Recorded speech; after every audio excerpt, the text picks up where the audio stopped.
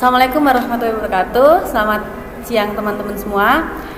Saya Sela Zufaizar Bentur Syida. Pada kesempatan kali ini saya akan menjelaskan langkah-langkah mengerjakan uji paired sample t-test menggunakan SPSS versi 25. Nah, untuk uji paired sample t-test ini sendiri merupakan bagian dari uji hipotesis komparatif atau uji perbandingan. Dan uji ini juga merupakan bagian dari analisis statistik parametrik.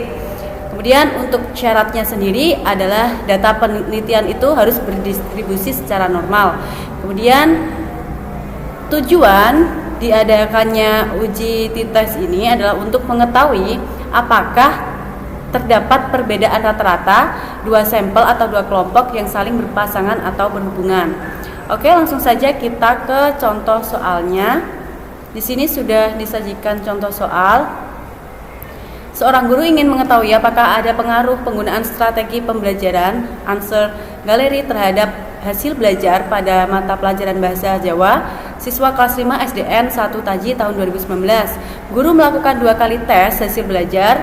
Tes sebelum dilakukan strategi pembelajaran Answer Galeri pretest dan tes setelah dilakukan strategi pembelajaran Answer Galeri post-test.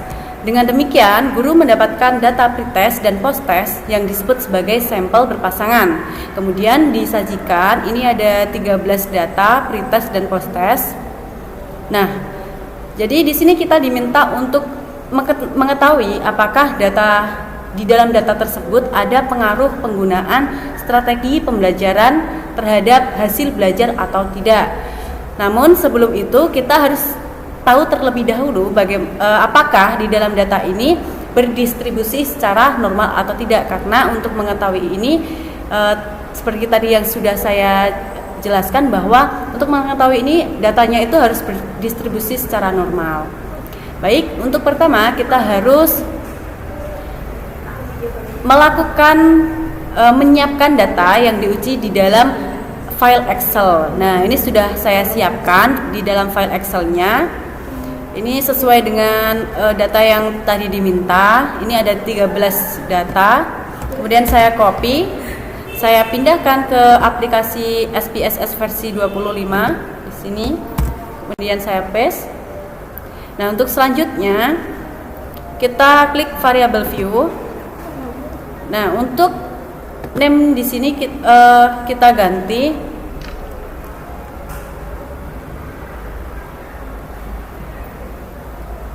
untuk name di sini kita ganti dengan hasil belajar.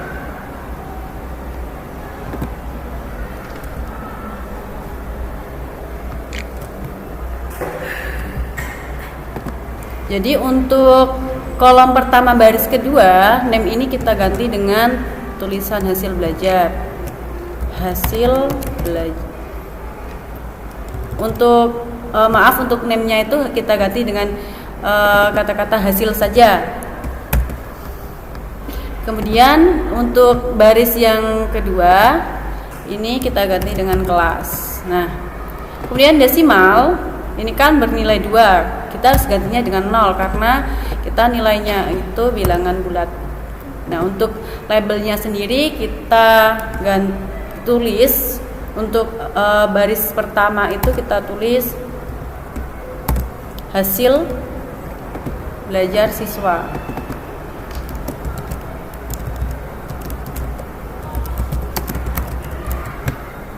Kemudian untuk baris kedua kita samakan dengan name-nya, kelas.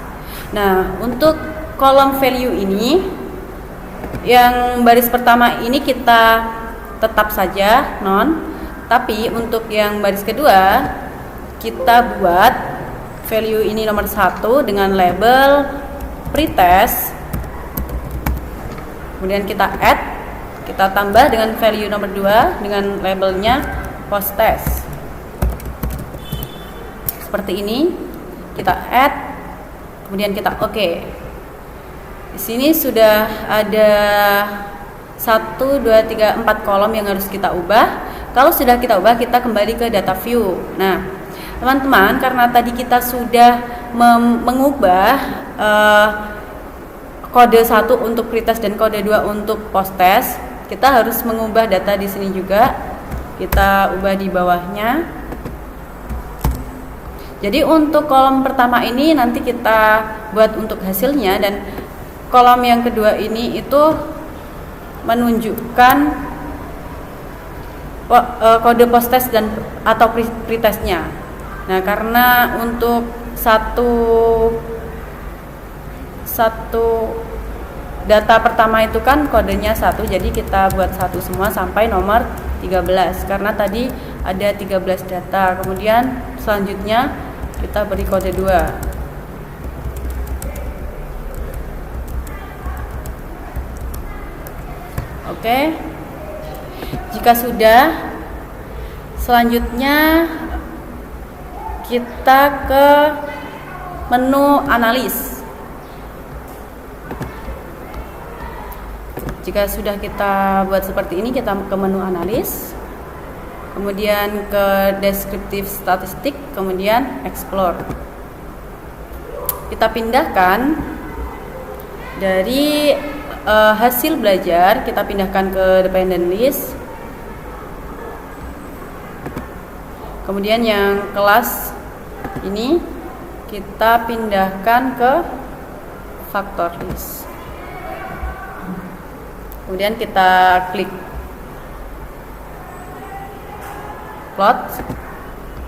Selanjutnya kita klik normality plots with test. Kemudian kita lanjutkan continue dan oke.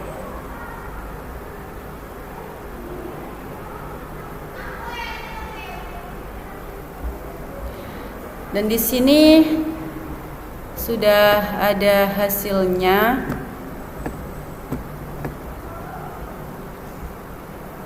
Nah, di sini sudah ada hasilnya untuk uji normalitasnya, di mana kita memperoleh bahwa signifikansinya untuk pretest itu ada 0,11 atau 0,116. Kemudian untuk signifikansinya posttest itu ada 0,20. Tadi kita kembali lagi ke pengambilan keputusan. Apabila jika signifikansinya itu lebih dari 0,05, maka data bisa dikatakan berdistribusi secara normal.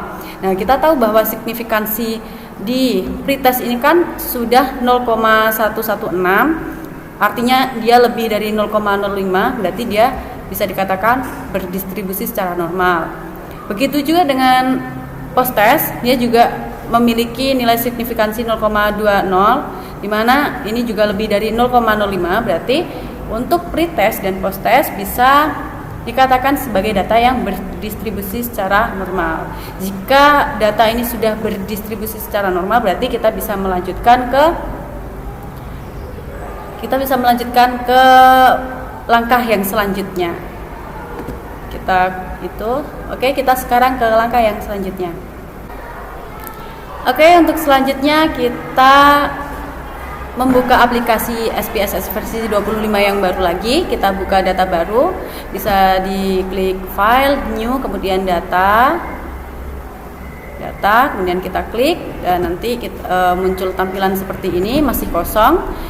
Kemudian untuk mengetahui pengaruh adanya strategi pembelajaran terhadap hasil siswa, ini kita cari langkah-langkahnya sama seperti yang tadi. Untuk yang pertama, kita copy data yang ada di Excel, kemudian kita pindahkan ke SPSS versi 25 seperti ini.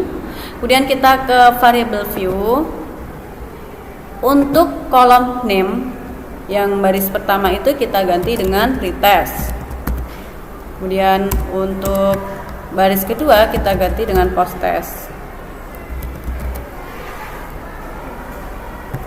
Seperti ini. Kemudian untuk desimal kita ganti seperti biasa, kita ganti 0 karena data kita adalah bilangan bulat 0. Kemudian label kita tulis sama pretest dan posttest.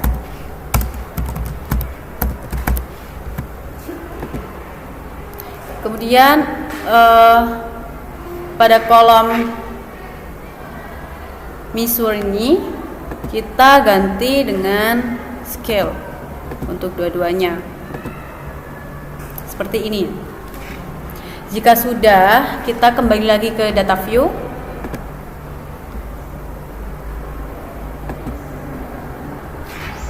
Nah, kemudian kita klik analis, compare means, kemudian paired sample t-test. Kita pindahkan untuk yang pretest ini. Untuk yang pretest ini kita pindahkan ke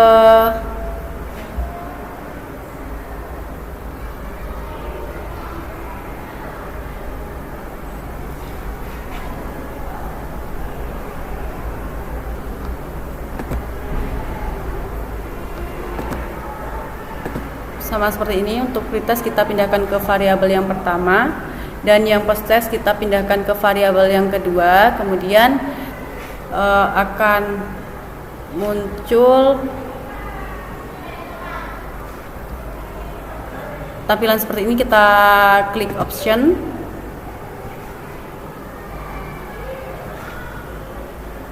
kemudian untuk confidence interval percentage ini kita tulis sesuai dengan ini 95. Kenapa kita tulis 95? Artinya kita menggunakan tingkat kepercayaannya itu sebesar 95% atau 0,05. Kemudian kita klik OK, continue, OK. Nah, maka akan ada hasil di sini, ada dalam kotak ini ada hasilnya t-test, di mana di sini ada 3 data. Ini yang pertama, kedua, dan ini yang ketiga.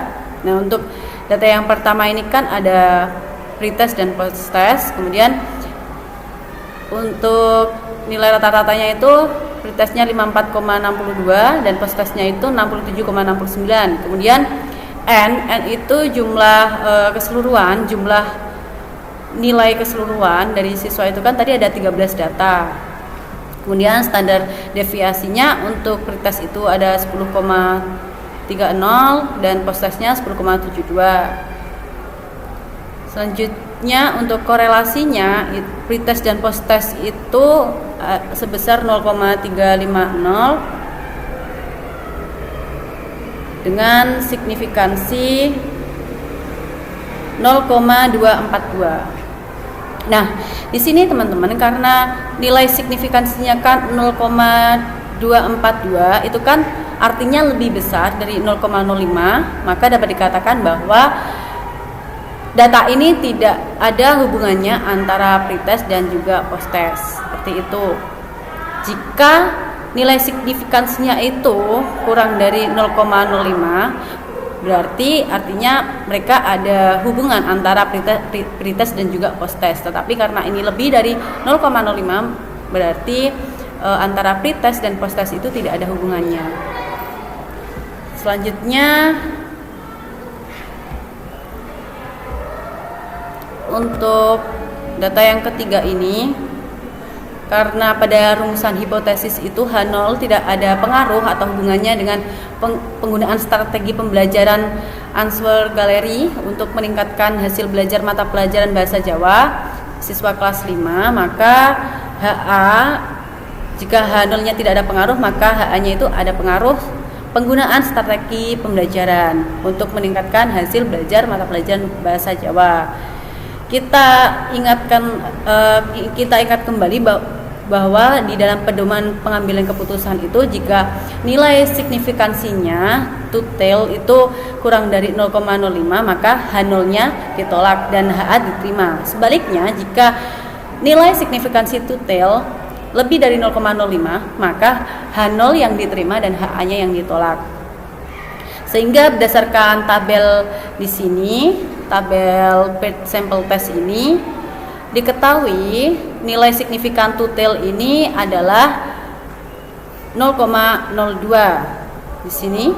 Ini ya untuk nilai signifikansinya kan 0,0242. Itu kan artinya kurang dari 0,05, maka H0-nya itu ditolak dan HA-nya diterima, sehingga di dalam data ini bisa disimpulkan adanya pengaruh penggunaan strategi pembelajaran Answer Gallery untuk meningkatkan hasil belajar mata pelajaran bahasa Jawa pada siswa kelas 5 SDN 1 Taji tahun 2019. Mungkin itu penjelasan dari saya untuk langkah-langkah menggunakan aplikasi SPSS versi 25 untuk uji paired sample t-test. Kurang lebihnya saya mohon maaf. Terima kasih. Saya akhiri. Wassalamualaikum warahmatullahi wabarakatuh.